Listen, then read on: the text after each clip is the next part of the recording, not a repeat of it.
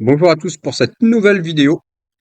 Aujourd'hui, on va se concentrer sur la découverte, ou du moins la redécouverte, parce que j'avais déjà fait une vidéo assez rapidement sur ces sujets de sculpting. Là, je voulais parler donc du mode de sculpting qu'on retrouve dans Blender. Et donc, on va voir de quelle manière on va pouvoir rajouter des brushes, utiliser des filtres, comment utiliser les brushes, les touches raccourcies, et j'en passe. Première étape, on va déjà, pour ceux qui ont déjà récupéré le pack de textures, donc c'est les packs de textures, on va en retrouver sur Internet. Et ces packs de textures, en fait, sont ni plus ni moins que alors, quand je parle de textures, je parle plus de brushes, de pinceaux, qui vont être utiles pour pouvoir sculpter sur l'objet. Quand on parle de ça, avant même de faire quoi que ce soit sur l'objet, euh, l'import de ces différents pinceaux, si vous en avez, se trouve dans Préférences et tout en bas, vous retrouvez File Path, donc le chemin des fichiers. Et si vous avez un répertoire décompressé dans lequel vous avez des pinceaux, vous cliquez sur le petit plus et ensuite vous allez chercher le document qui vous intéresse, donc le répertoire qui vous intéresse. Par exemple, j'avais un répertoire avec des cailloux. J'ai sélectionné le répertoire et j'ai rajouté cette librairie. Pensez bien à sauvegarder les préférences une fois que c'est fait. Et là, vous aurez tout un set de pinceaux complémentaires importés. Alors, aujourd'hui, on va se concentrer sur ce petit panda. Alors, le panda qui a déjà des détails. Et si on va un peu plus loin, il a des détails. Il y a 104 000 vertices. On pourrait croire que c'est beaucoup. Mais si on veut faire de la qualité au niveau du sculpting, on sera plutôt dans une démarche de faire de la subdivision plus élevée. Et là, il y a plusieurs étapes pour pouvoir faire ça. On va pouvoir retrouver la subdivision de surface pour pouvoir resubdiviser l'objet. Alors, je vais vous montrer en changeant juste un paramètre ici, hein, dans la partie géométrie. Ça vous permet de voir la topologie de l'objet. Bon, qui reste ni plus ni moins quand même assez complexe. J'avais fait un peu de réparation, donc on a des choses qui sont un peu un peu fouillis, pas très propres. Ce qui fait que si vous souhaitez retravailler l'objet, vous pouvez passer par plusieurs endroits. Mais il y en a un que je vais vous conseiller plus, surtout si vous souhaitez vraiment appliquer de la texture. En passant par cette méthode, on va aller utiliser de la subdivision de surface, chose qu'on a l'habitude de faire. Tac. Quand- A few moments later. Alors, comme vous avez pu le voir, ça a planté. Parce qu'en fait, l'objet a déjà une structure suffisamment complexe, qui fait que si on va utiliser la subdivision de surface ou le multi-résolution, vous allez avoir une machine qui va prendre beaucoup de CPU et risque de faire planter le système. Bon, prenez une grosse tour bien péchue, ça devrait faire l'affaire.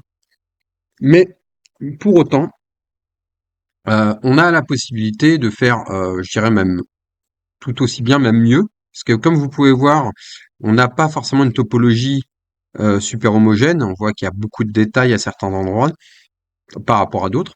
Et ce qu'on peut faire sur le mode Sculpt, donc vous retrouvez sur ce menu le Sculpt ici, on va arriver sur une interface avec des pinceaux, avec des éléments qu'on a aussi importés juste avant. On va retrouver tous les pinceaux, dont les pinceaux qu'on va retrouver de manière par défaut, hein, c'est les pinceaux par défaut, et tous les autres pinceaux qu'on aura importés ou créés par vous-même. Ce qui est intéressant, c'est qu'on peut même se créer ses propres pinceaux. Donc, si on reprend sur le sujet du petit panda, on va pouvoir, pouf, comme ici, utiliser les pinceaux. On choisit le pinceau à la forme qui nous intéresse. Par exemple, on va vouloir déchirer une partie de ce petit animal et vous voyez ce qui se passe. Donc juste en drag and drop, vous allez retrouver donc cette texture s'appliquer donc, sur l'objet. Le problème, c'est que c'est pas détaillé. Parce qu'il n'y a pas assez de résolution sur l'objet, en fait. La topologie est trop clairsemée pour finalement avoir tous les détails que l'on souhaite. Et on voit les faces, hein, on voit toutes les différentes faces, c'est pas beau. Ça marche pas. Donc, pour pouvoir faire ça, on a deux méthodes. Une, je pourrais vous le montrer un peu plus tard dans une autre vidéo, c'est la partie Dynamic Topology, qui va vous permettre sur une zone bien ciblée de rajouter de la topologie pour avoir un niveau de qualité suffisant uniquement sur la zone ciblée. Ou sinon, on peut faire du remesh. Et le remesh, vous allez pouvoir donc jouer sur, selon la taille de l'objet, augmenter, et donc diviser, subdiviser l'objet de A à Z. Alors, avant même de faire ça, je vais vous montrer le wireframe et on va faire du remesh.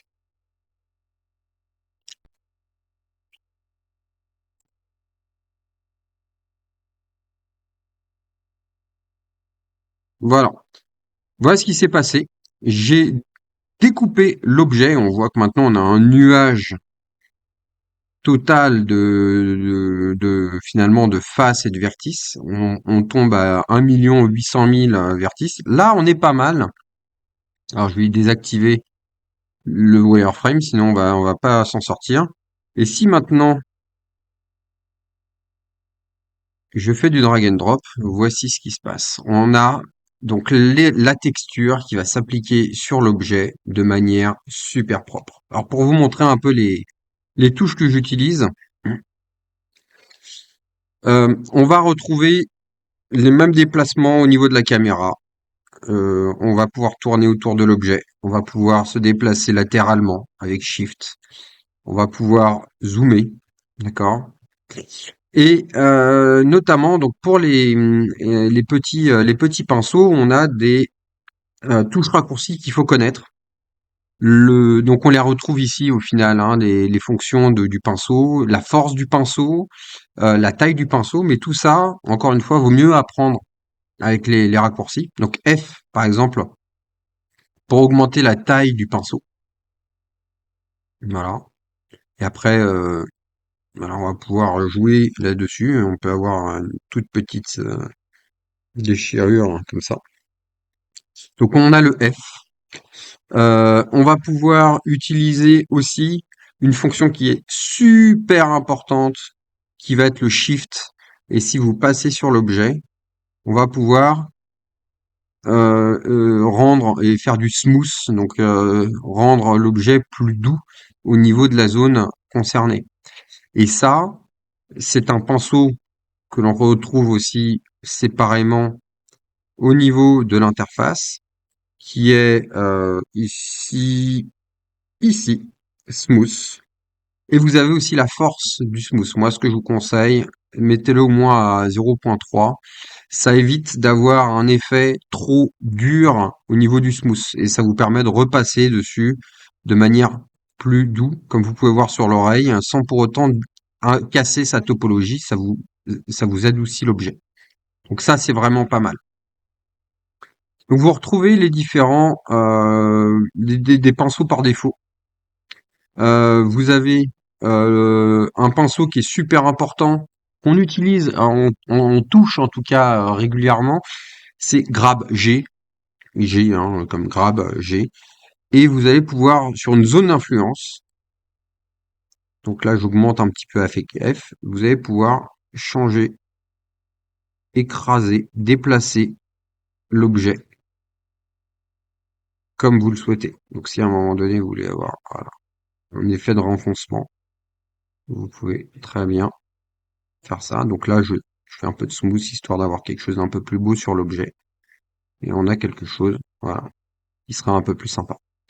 Vous retrouvez notamment des pinceaux tels que le Crisp Polish qui fonctionne pas mal. Celui-là qui permet de creuser. Imaginez, vous voulez avoir un peu plus de force, enfin un peu plus de visibilité. Alors vous voyez là, il faut y aller avec parcimonie, hein, on va diminuer la taille, la force, pardon. Et donc là, on va pouvoir creuser un peu plus, faire un peu de polish, et j'en passe. Et donc c'est de cette manière-là que vous allez avoir quelque chose de beaucoup plus euh, organique, retravaillé de cette manière.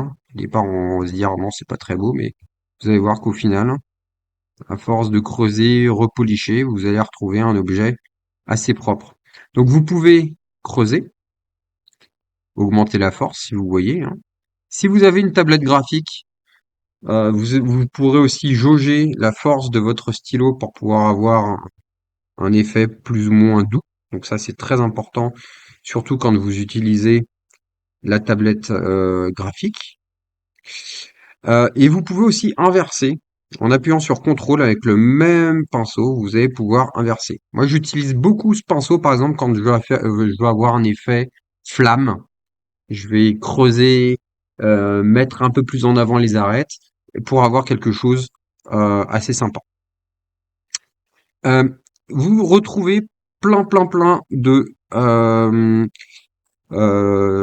de packs de brushes qui existent sur Internet, ce qui va vous permettre d'avoir un effet assez sympa.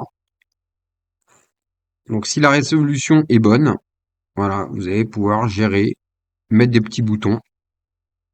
Voilà, je tapote un petit peu pour faire un peu de smooth, histoire d'avoir quelque chose de propre. Voilà. Et là, on va avoir un petit bouton rajouté sur le panda. Et pareil, voilà, comme vous pouvez le voir, vous avez plein de packs de textures qui vont pouvoir se rajouter. Ça peut être un peu de tout. Ça peut être des trous de balles, par exemple. Voilà. Ou des trous, tout simplement, parce que là, on va retrouver plusieurs effets plus ou moins différents. Donc, vous allez pouvoir jouer assez facilement avec des textures de cette manière. Donc, ça fonctionne vraiment pas mal. C'est très utile et assez facile d'utilisation. On sélectionne et selon la configuration du pinceau, ici vous avez des méthodes d'application de la texture.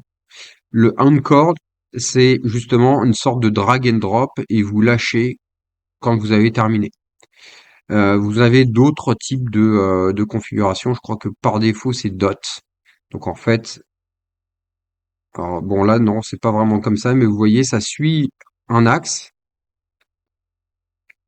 Regardez, on a appliqué des petits points sur le sommet du crâne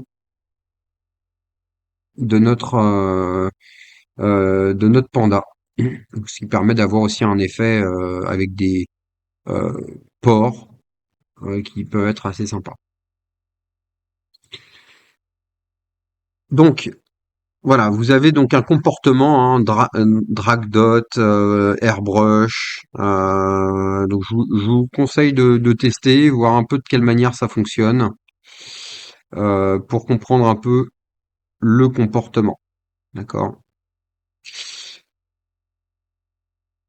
Pour ce qui est de la configuration de pinceaux, ces différents pinceaux, on va pouvoir les configurer. Donc on peut en prendre un par exemple par défaut, le draw.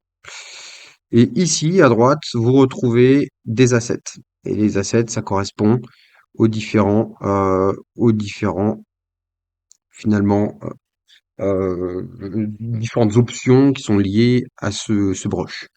Dans ce brush, vous retrouvez ici, là, avec la petite flèche, la possibilité de dupliquer le brush et de le positionner dans une librairie. Par exemple, moi j'ai My Brushes que j'ai créé dans un répertoire. On va retrouver ici. Voilà. Depuis ce répertoire-là, j'ai créé un répertoire My Brushes dans lequel on va retrouver plusieurs brushes qui auront été créés. Ok. Euh, donc là, je vais l'appeler Just 3D, par exemple. Et vous allez me dire ensuite, oui, d'accord, mais ce que j'aimerais, c'est d'avoir peut-être avoir un comportement d'un pinceau différent qui applique une texture un peu spécifique.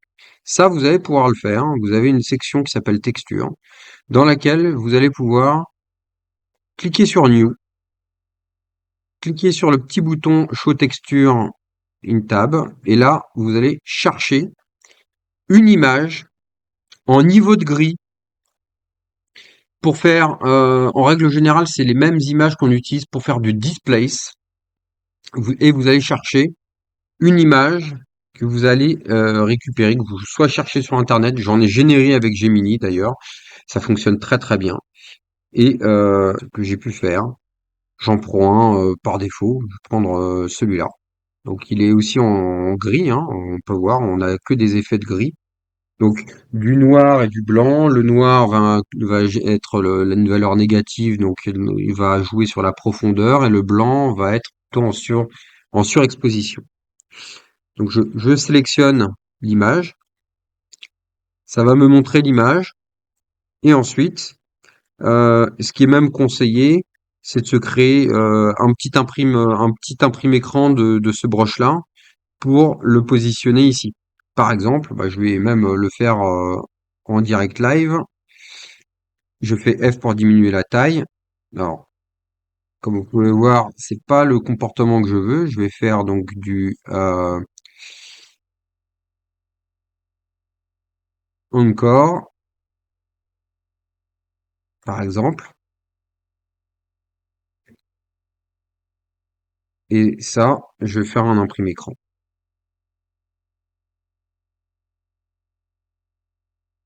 Voilà. Ensuite, vous allez chercher l'image liée à l'imprime écran.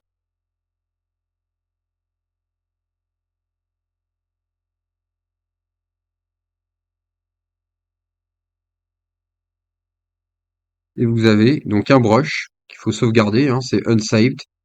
Et vous cliquez sur Save Change to Asset. Changes to Asset. Voilà.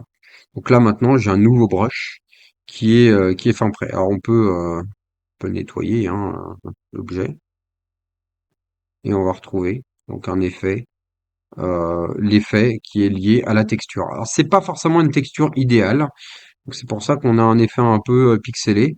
Mais comme vous pouvez voir, je m'en suis créé aussi d'autres qui jouent son rôle parfaitement. Voilà. Un effet de pierre, et j'en passe. Un dernier petit élément très intéressant quand vous allez vouloir continuer, enfin vous débutez ce travail de personnalisation et de sculpting, vous avez un élément qui est super important qui correspond au masque. Vous avez deux méthodes pour faire des masques. Alors imaginez un masque, c'est une zone dans laquelle vous voulez protéger, verrouiller et éviter qu'il y ait une action d'application de texture ou d'un pinceau sur une zone bien particulière. Ça peut être en pinceau, vous sélectionnez et vous coloriez la zone que vous ne souhaitez pas impacter. Vous voyez, il y a une zone d'influence. Vous pouvez plus ou moins diminuer la zone.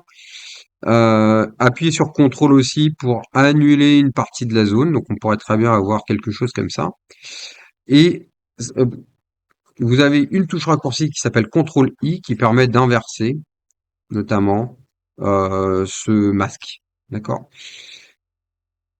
Donc si par exemple j'ai envie d'appliquer une sur cette zone-là, alors je pourrais même continuer à voilà essayer d'avoir une zone de protection un peu plus large. Bon, j'y vais un peu voilà de manière un peu bourrine, hein, mais c'est très bien. Et j'ai envie d'appliquer cette texture. Je vais faire un drag and drop et vous voyez, regardez, la zone qui est flaguée, donc qui est finalement foncée, ne possède pas, n'est pas impacté par l'application de ma texture. Si je fais là, par exemple, j'ai rien qui se passe. Là, si j'arrête le masque, clear mask, j'ai une zone, uniquement la zone qui m'intéresse, dans laquelle il va y avoir la texture. Donc, ça va fonctionner avec un pinceau. Mais aussi, vous pouvez, et ça, je l'ai déjà vu, Vous pouvez appliquer une texture à votre pinceau masque pour pouvoir faire un dégradé ou avoir un logo ou quelque chose comme ça, et on met un masque.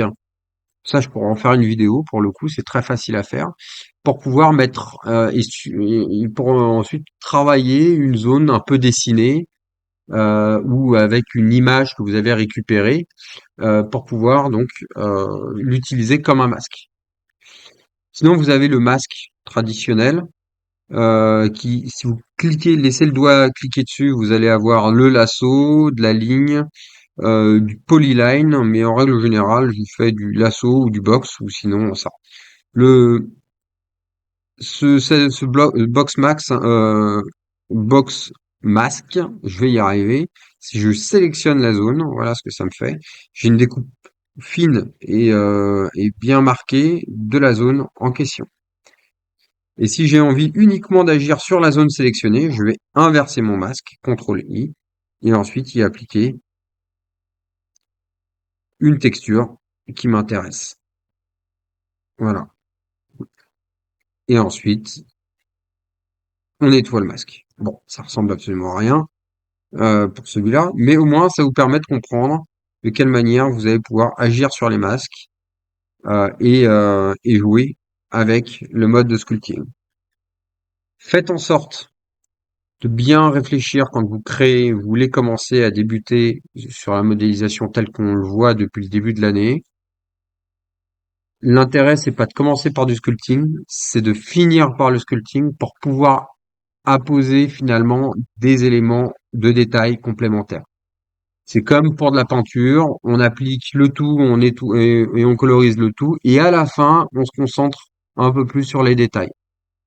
C'est la même philosophie, on fait des choses simples avec une topologie la plus simple possible, et ensuite, on affine, on affine, on affine.